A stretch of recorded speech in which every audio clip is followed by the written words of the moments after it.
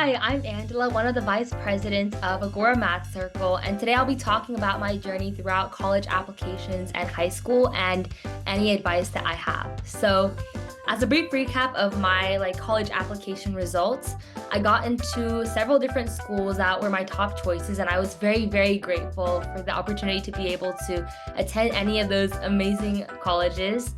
I got into Harvard, Stanford, Yale, UPenn, Duke, UC Berkeley's MET program for EECS or EECS and business, and UCLA for computer science. So I had a lot of amazing options at the end of the day. I'm now officially committed to Harvard, so I'm very excited to spend my fall there. But when it comes to the overall college application process and my high school journey, it definitely wasn't easy being able to navigate through so many different activities and interests and just general things that I had to do in order to be able to prepare myself for college apps.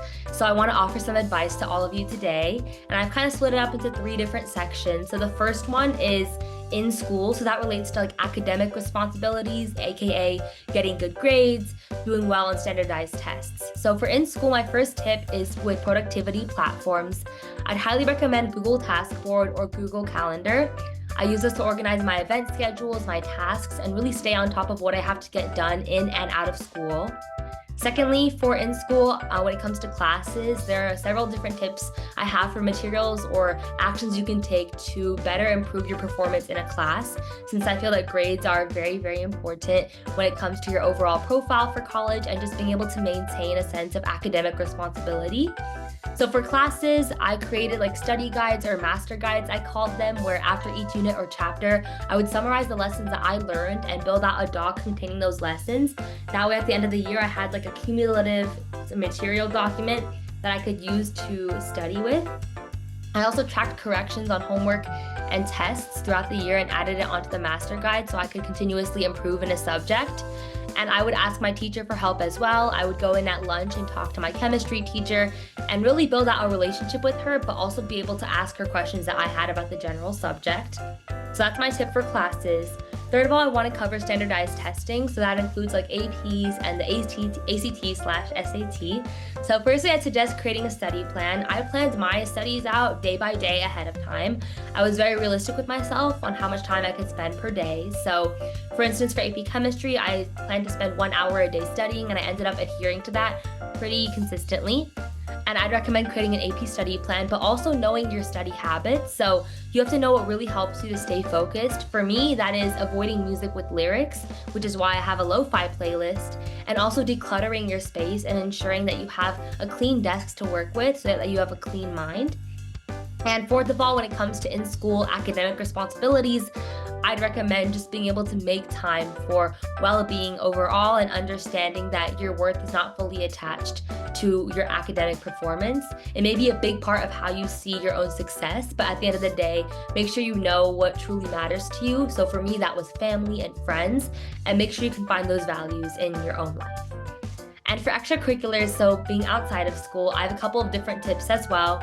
The first one is to know your long-term goals, but be okay if they change. So use these long-term goals to guide you through the activities that you choose to do in high school. Think about your career. So what do you want to go into? Do you want to go into business, technology, biology, pre-med, pre-law? For me, often my interests centered around public service, so government work and also technology. And so that's why a lot of my activities are oriented around those 2 spheres. But I would say it changes for every person. So make sure you're very self-aware about what you see for yourself as a career option.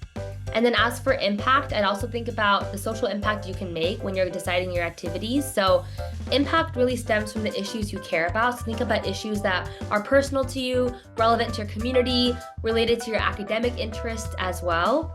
And overall, having a general sense of what your career goals and your ambitions for social impact are can allow you to steer your activities in a more robust direction.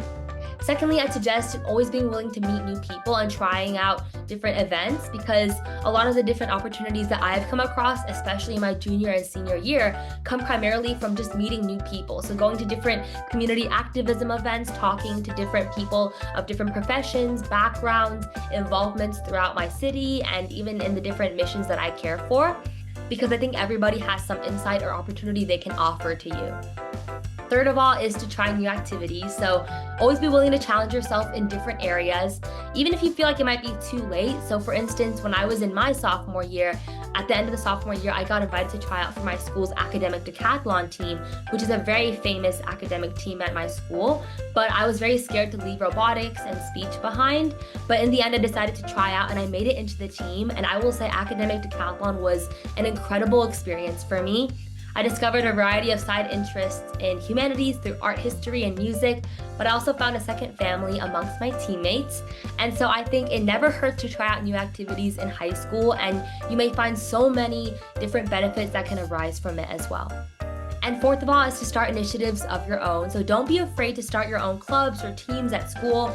For me, in my sophomore year, I started my school's Girls Who Code Club, and I was able to create a very welcoming community and be able to find a lot of joy in teaching and mentoring others. And so when it comes to kind of branching out as you go further into high school, I'd recommend considering starting your own initiatives and your own community service projects that center around missions that you deeply care for. And lastly, my third big tip area centers around college apps itself. So I have 4 general pillars I would encourage you all to adhere to throughout the college application process, because there is so much to consider with different applications, different schools, etc. It's hard to get fully in depth, but there are 4 values I would ensure that you uphold.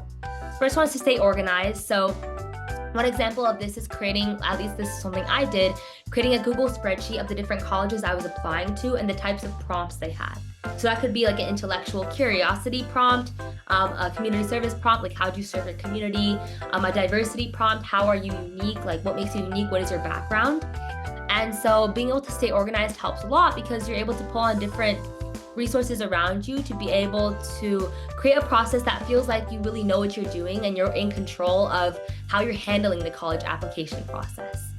Second tip is to be resourceful. So go to your counselors, talk to your teachers for letters of recommendation.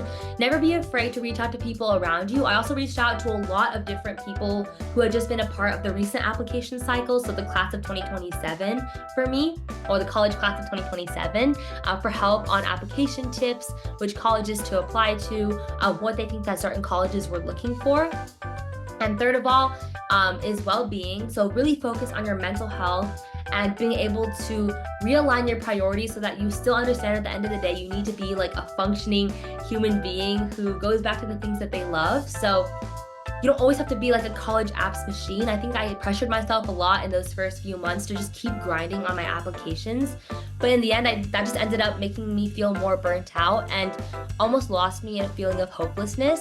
But I think being able to realign my priorities, so understanding that I really do find a lot of happiness from being around my family, talking to my siblings, even exercising with them, and just being able to talk with my parents and hang out with my friends outside of school. Those are all ways that I ended up focusing on my mental health, and I had a much better mindset going into college apps, or at least continuing on through the college apps process, after I was able to prioritize my mental and physical well-being as well. And fourth of all is to stay motivated. I think a lot of people start burning out right after they finish submitting their college applications in early January. And I definitely understand that emotion, because you're in senior year, second semester, it feels like you're almost done. But stay motivated firstly for your interviews. Make sure in your interview process you're not slacking in terms of scheduling interviews with the alumni who reach out to you, being able to really read up on a school and understand why you want to go there. And third of all, just being able to understand your own profile and be able to convey your own values and interests properly in an interview setting. And when it comes to staying motivated, also really just stay paying attention to your grades and how you're performing in school. So don't start slacking off in your classes. Stay consistent with your homework. Continue to maintain relationships with your teachers, because you never know when it might help you when you're even when you're in your second semester.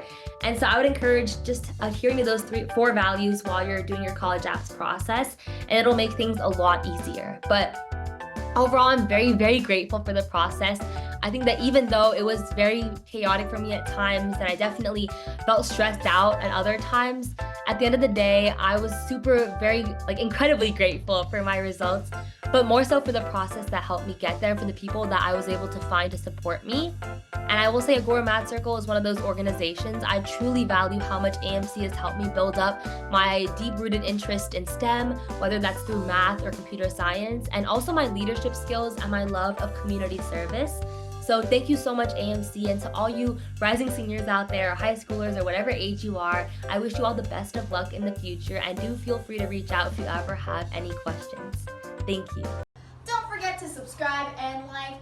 If you have any questions, you can email info@agoramathcircle.org or comment below and we'll reply back. Maybe. And if you want to see practice things or anything about us, you can visit our website, which is basically the end of the email but without the info and the end. So bye!